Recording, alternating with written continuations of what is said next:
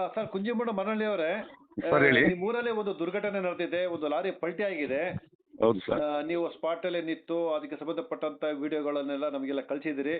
ಹೌದು ಸರ್. ಮೊದಲಿಂದಾನು ಅಷ್ಟೇನೆ ಮಾಧ್ಯಮದವರಿಗೆ ನೀವು ಆದಷ್ಟು ನಿಮ್ಮ ಕಡೆಯಿಂದ ಮಾಹಿತಿನ ಕೊಡ್ತೀರಿ. ಸರ್ ಇವತ್ತು ಏನಾಯ್ತು ಅಲ್ಲಿ, ಯಾಕೆ ಪದೇ ಪದೇ ಆ ತರ ದುರಂತ ಆಗತ್ತೆ, ಬಗ್ಗೆ ಒಂಚೂರು ಡೀಟೇಲ್ ಆಗಿ ಹೇಳಿ ಸರ್.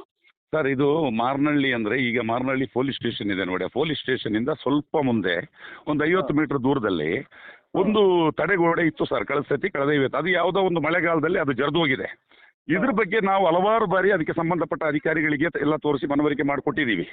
ಅಂದ್ರೆ ಇವತ್ತು ಮಾಡ್ತೀವಿ, ನಾಳೆ ಮಾಡ್ತೀವಿ, ಇವತ್ತು ಮಾಡ್ತೀವಿ, ನಾಳೆ ಮಾಡ್ತೀವಿ ಅಂತ ಹೇಳಿ ಅದು ಹಂಗಿದಾಗಿದೆ. ಇದು ಏನಾಗಿದೆ ಅಂದ್ರೆ ರಾಷ್ಟ್ರೀಯ ಹೆದ್ದಾರಿ 75ರ ಬದಿಯಲ್ಲೇ ಹೊಳೆ ಇದೆ. ಈ ಹೊಳೆ ದೊಡ್ಡ ಹೊಳೆ ಇದೆ. ಈ ಹೊಳೆಗೆ ಅಕಸ್ಮಾತ್ ಯಾವ್ದಾದ್ರು ವಾಹನಗಳು ಬಂದು ಓವರ್ಟೇಕ್ ಮಾಡಬೇಕಾದ್ರೆ ಒಂದು ಚೂರು ಅನಸ್ಪೆಕ್ಟೆಡ್ ತಪ್ಪಿದ್ರೆ ಗಾಡಿ ಕೆಳಗಡೆ ಪಲ್ಟಿ ಆಗುತ್ತೆ.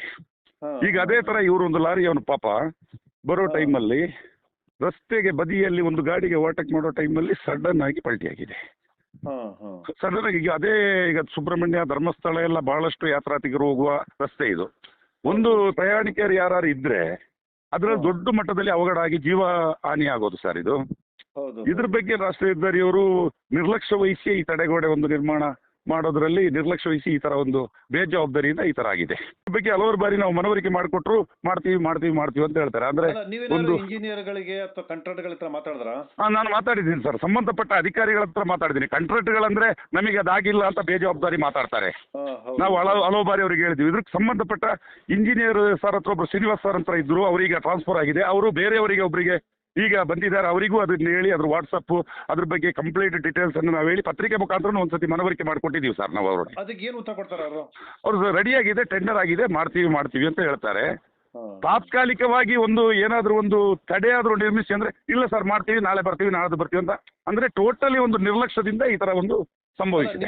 ನಿಮ್ಮ ದೃಷ್ಟಿಯಲ್ಲಿ ತಾತ್ಕಾಲಿಕವಾಗಿ ಒಂದು ಬೋರ್ಡ್ ಹಾಕೋದು ಅಥವಾ ಟೇಪ್ ಕಟ್ಟೋದು ಅಥವಾ ಈ ತರ ಏನೋ ಮಾಡೋದು ಅಂತಾರ? ಸರ್ ಒಂದ್ಸತಿ ಅಟ್ಲೀಸ್ಟ್ ಟೇಪ್ ಕೆಳಗಡೆ ಏನೋ ಕೆಲಸ ಆಗ್ಬೇಕಾದ್ರೆ ನಾವು ಫೋರ್ಸ್ ಮಾಡಿದಾಗ ಇದೇ ತರ ಮಾಧ್ಯಮದಲ್ಲಿ ಮಾತಾಡಿದಾಗ ಟೇಪ್ ಕಟ್ಟು ಹೋದ್ರು.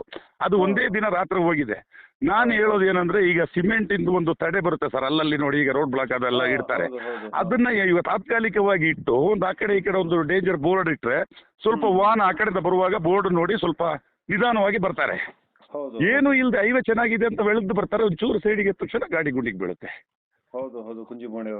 ಸರಿ.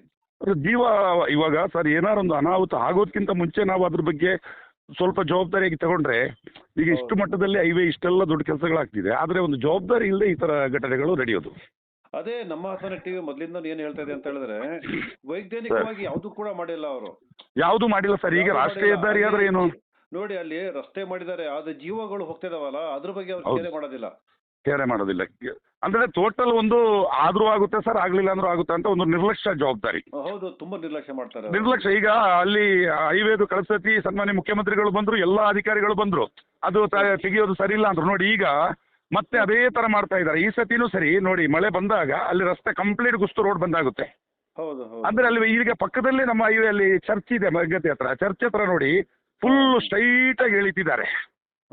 ಅದನ್ನ ಯಾರು ಕೇಳಲ್ಲ. ಮತ್ತೆ ಈ ಗಾರೆ ಅವರೆಲ್ಲ ಲಾಟ್ಪೋಟ್ ಗಾರೆ ಅವರೆಲ್ಲ ಅಲ್ಲಿ ಕೆತ್ತೋದು, ಒಳ್ಳೆ ಕೆಲಸಗಾರರು ಇಲ್ಲ. ಟ್ರಾಸಿ ಏನೋ ಒಂದು ರೋಡ್ ಆಗ್ತಿದೆ, 50 ಆಗುತ್ತೆ, ನಾಳೆ ಮತ್ತೆ ಅದು ಗುಂಡಿ ಬೀಳ್ತಾ ಇದೆ. ಅಂದ್ರೆ ಒಂದು ಆ ಕೆಲಸ ಸರಿ ಇಲ್ಲ ಅಂದ್ರೆ ಅವ್ರನ್ನ ಬ್ಲಾಕ್ ಲಿಸ್ಟಿಗೆ ಹಾಕ್ಬೇಕಲ್ಲ ಸರ್.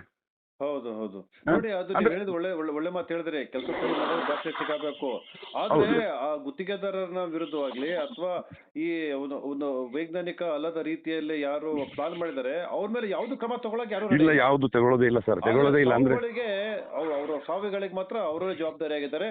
ಈ ಎಲ್ಲಾ ಸಾವಿಗಳಿಗೆ ಇಂಜಿನಿಯರ್ಗಳು ಮತ್ತೆ ಗುತ್ತಿಗೆದಾರರ ಕಾರಣ ಸರ್. ಈಗ ಪರಿಹಾರ ಅಂತ ಹೇಳಿ ಸಾವು ನೋವು ಆದ್ಮೇಲೆ ಆಗೋದಕ್ಕಿಂತ ಮುಂಚಿತವಾಗಿ ಇಂತ ಒಂದು ದೊಡ್ಡ ಮಟ್ಟದಲ್ಲಿ ಅದ್ರ ಬಗ್ಗೆ ಒಂದು ಕ್ರಮ ಒಂದು ಸಿಂಪಲ್ ಆಗಿ ತಗೊಂಡ್ರೆ ಆ ನಿರ್ಲಕ್ಷ್ಯ ವಹಿಸಿದ್ರೆ ಎಷ್ಟೋ ಜೀವಗಳು ಉಳಿಯಲ್ವಾ ಸರ್ ಈಗ? ಹೌದಲ್ಲ ಸರ್. ಅದ್ರ ಬಗ್ಗೆ ಆದಷ್ಟು ಬೇಗ ಅದಕ್ಕೆ ಸಂಬಂಧಪಟ್ಟ ಅಧಿಕಾರಿಗಳು ಆ ಜವಾಬ್ದಾರಿಗಳನ್ನ ತೆಗೆದು ಅದಕ್ಕೆ ಬೇಕಾಗಿದ್ದೇನೆ ಸಾಧ್ಯವಾದಷ್ಟು ಬೇಗ ಮಾಡಬೇಕು ಅಂತ ತಮ್ಮ ಮಾಧ್ಯಮದ ಮುಖಾಂತರ ನಾವು ಕೇಳ್ಕೊಳ್ತಾ ಇದೀವಿ ಸರ್. ಆಯ್ತು sir, thank you. Okay, thank you sir.